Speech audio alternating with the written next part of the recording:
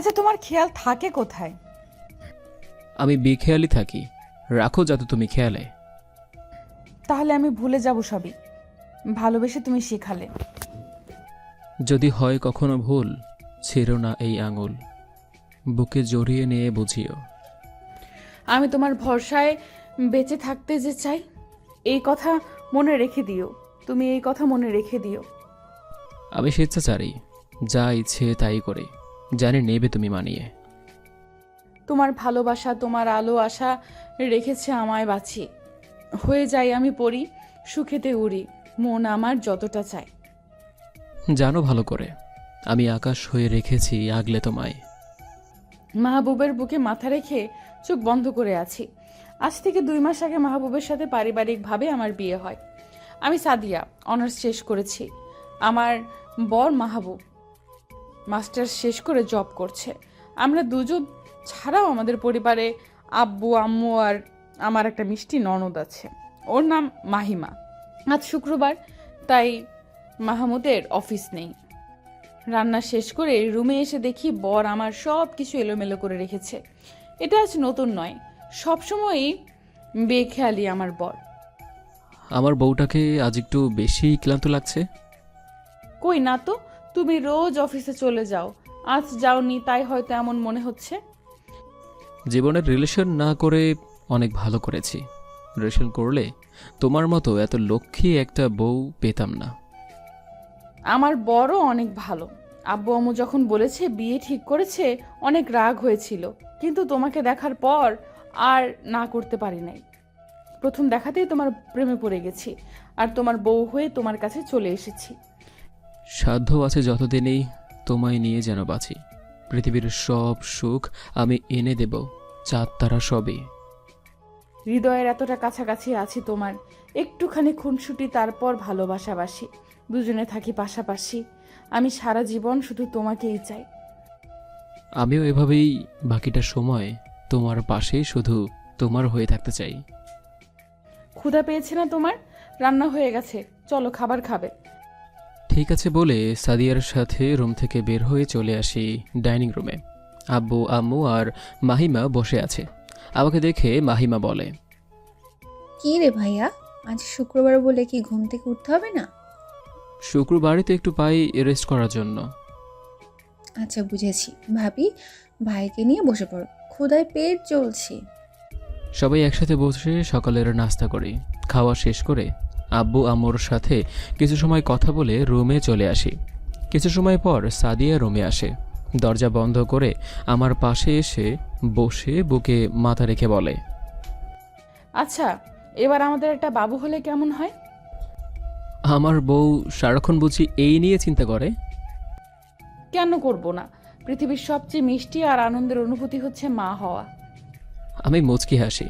সাদিয়া সোজা হয়ে বসে আমাকে শুইয়ে দিয়ে আমার উপর উঠে বসে। কি করছো?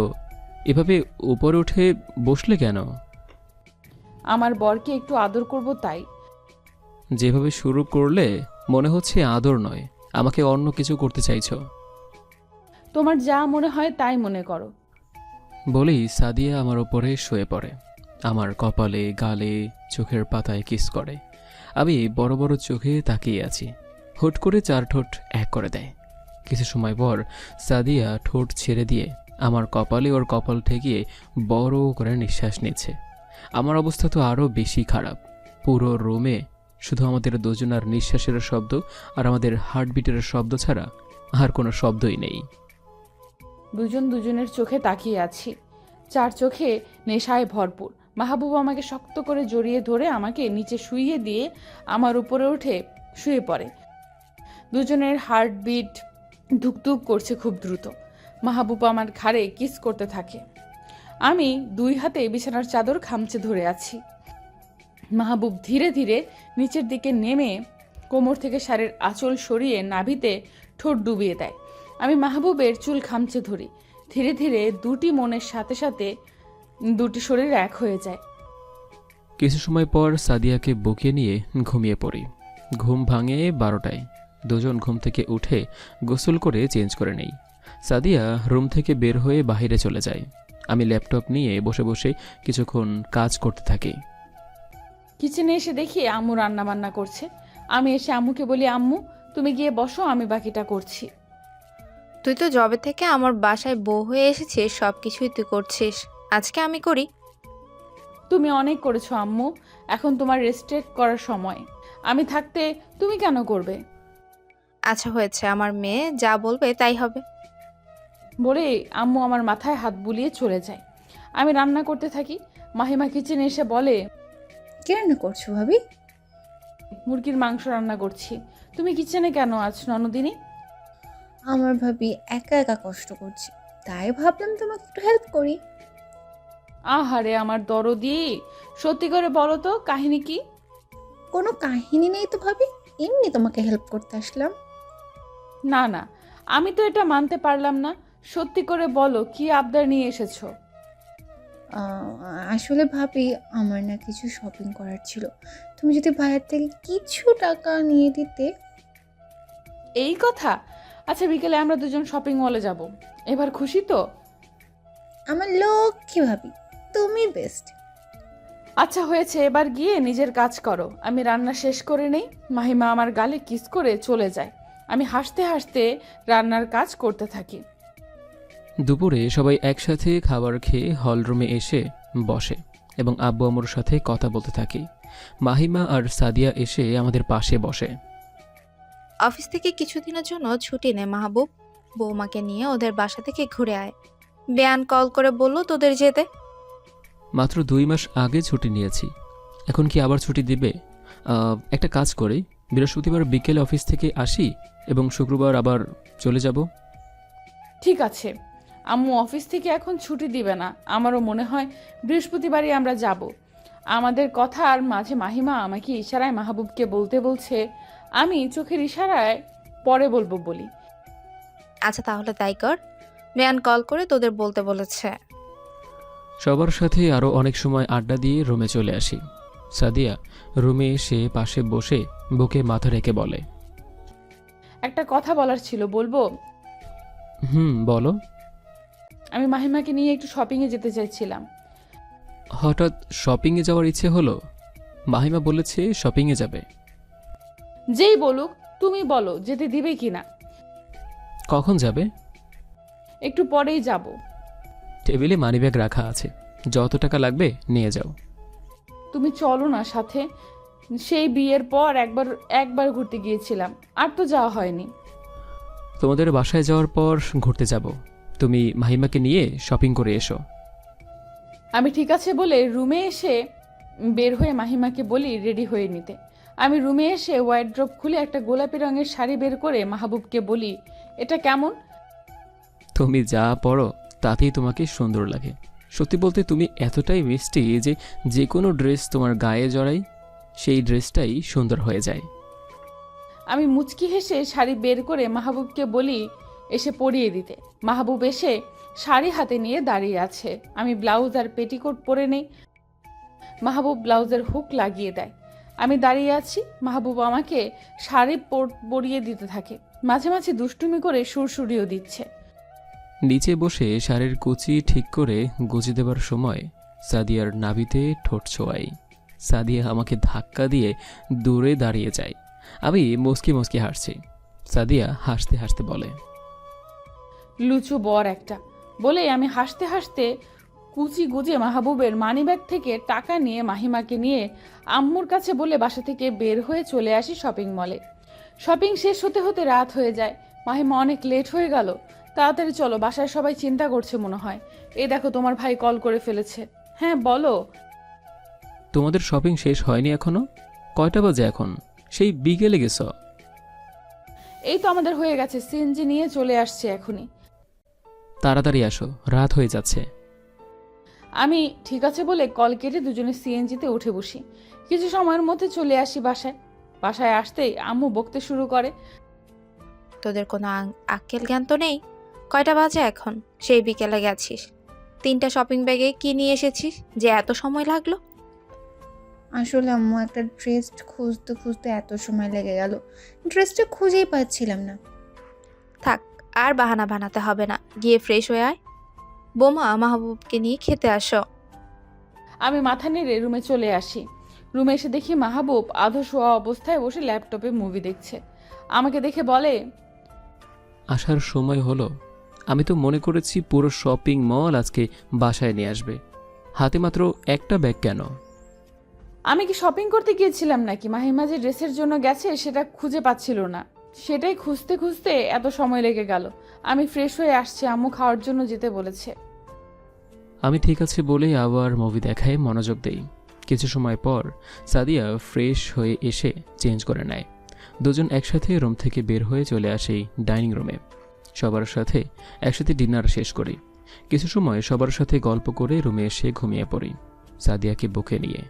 পরের দিন থেকে আবার শুরু হয় অফিসে যাওয়া, অফিস, বাসা, এসব করেই কেটে যায় আরও এক সপ্তাহ। আজ আমাদের বাসায় যাব।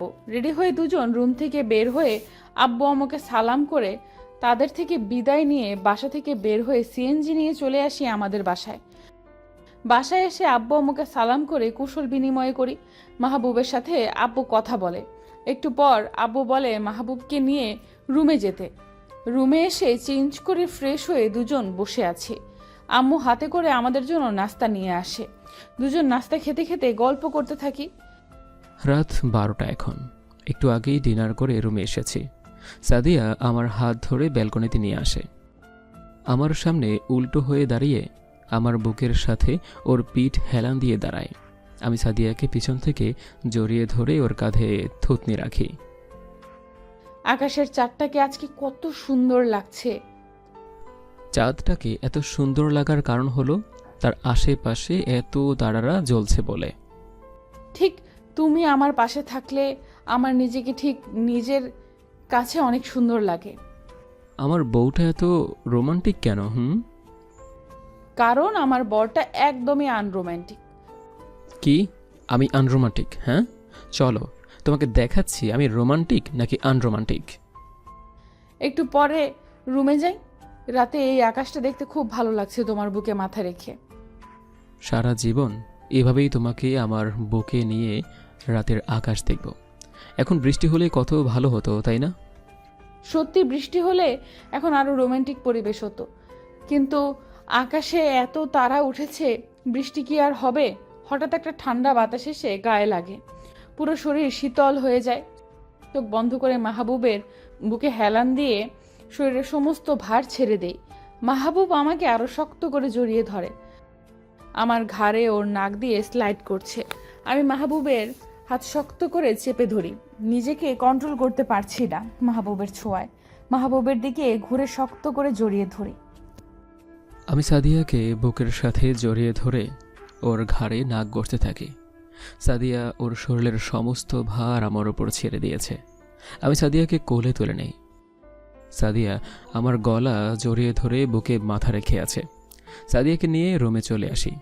বেডে শুইয়ে দিয়ে আমি ওর পাশে শুয়ে কিছুটা ওর উপরে উঠে শুই। সাদিয়ার কপালে চুমু খেতে সাদিয়া চোখ বন্ধ করে নেয়। আমি প্রথমে সাদিয়ার ডান চোখে চুমু খাই। সাদিয়া কিছুটা কেঁপে ওঠে। আমার হাত শক্ত করে ধরে জড়িয়ে ধরে এরপর ওর বাম চোখে চুমু খাই। দু গালে আলতো করে ঠোঁট ছোঁয়াই। ধীরে ধীরে সাদিয়ার ঠোঁট আমার দখলে নিয়ে নেই।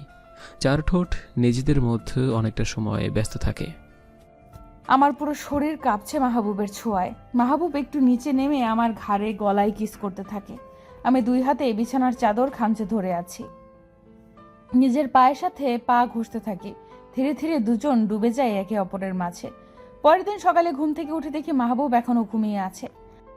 মাহবুবের কপালে চুমু দিয়ে একটা চাদর পেঁচিয়ে ওয়াশরুমে চলে আসি। গোসল করে রুমে এসে দেখি মাহবুব এখনো ঘুমিয়ে আছে, মাথায় একটা দুষ্টুমি খেলা করে। চুল থেকে তোয়ালে খুলে ভেজা চুল মাহবুবের মুখের উপর রেখে দেই। মাহবুব হেঁচি দিয়ে এক লাফে উঠে বসে, চোখ ডলতে ডলতে আমার দিকে তাকিয়ে বলে, সারা রাত দুষ্টুমি করেছো, ঘুমাতে দাওনি, আবার এখন দুষ্টুমি করছো? আমাকে বলছি তুমি ঘুমাতে দিয়েছিলে, 9টা বেজে গেছে, যাও গিয়ে গোসল করে আসো, নাস্তা করতে হবে না? আমি সাদিয়াকে এক টানে আমার কাছে নিয়ে আসি। নাকে নাক ঘষে বলি, আমার বউকে এখন আবার একটু আদর করতে ইচ্ছে করছে। তোমাকে এভাবে দেখে নিজেকে কন্ট্রোল করতে ইচ্ছে করছে না। এখন আর দুষ্টুমি করতে হবে না, যাও গিয়ে গোসল করে আসো আর আমাকে চেঞ্জ করতে দাও। আচ্ছা, বেশি কিছু না, শুধু ছোট্ট একটা কিস প্লিজ। আমি মুচকি হেসে মাহবুবের কালে কপালে চুমু দেই। মাহবুব মুচকি হেসে উঠে ওয়াশরুমে চলে যায়। আমি চেঞ্জ করে চুল মুছে নেই। মাহবুব গোসল করে এসে চেঞ্জ করে নেয়। দুজন নিচে এসে আব্বু আম্মুর সাথে নাস্তা করে নেই। আব্বুর সাথে হল রুমে বসে গল্প করছে মাহবুব। পাশেই আমি আর আম্মু বসে ওনাদের কথা শুনছি। বিকেলে সাদিয়ার সাথে ওদের এলাকায় ঘুরতে বের হয়েছি। হঠাৎ রাস্তায় কিছু ছেলেরা সাদিয়াকে টিচ করে। সাদিয়ার রেগে ছেলেগুলোকে মারতে গেলে আমি সাদিয়াকে আটকাই। ছাড়ো আমাকে, তোমার সামনে আমাকে কি বলছে শুনছো না? তুমি কিছু না বলে আমায় আটকাচ্ছ। রাস্তায় কুকুর ঘেউ ঘেউ করবেই, তাই বলো কি কুকুরের সাথে লাগতে হবে? হ্যাঁ, তুমি একটা কাজ করো, আমার না খুব পিপাসা পেয়েছে, ওই যে দোকান সামনে আমার জন্য একটা 7 আপ নিয়ে আসো। তুমি এখানে কি করবে? চলো আমার সাথে।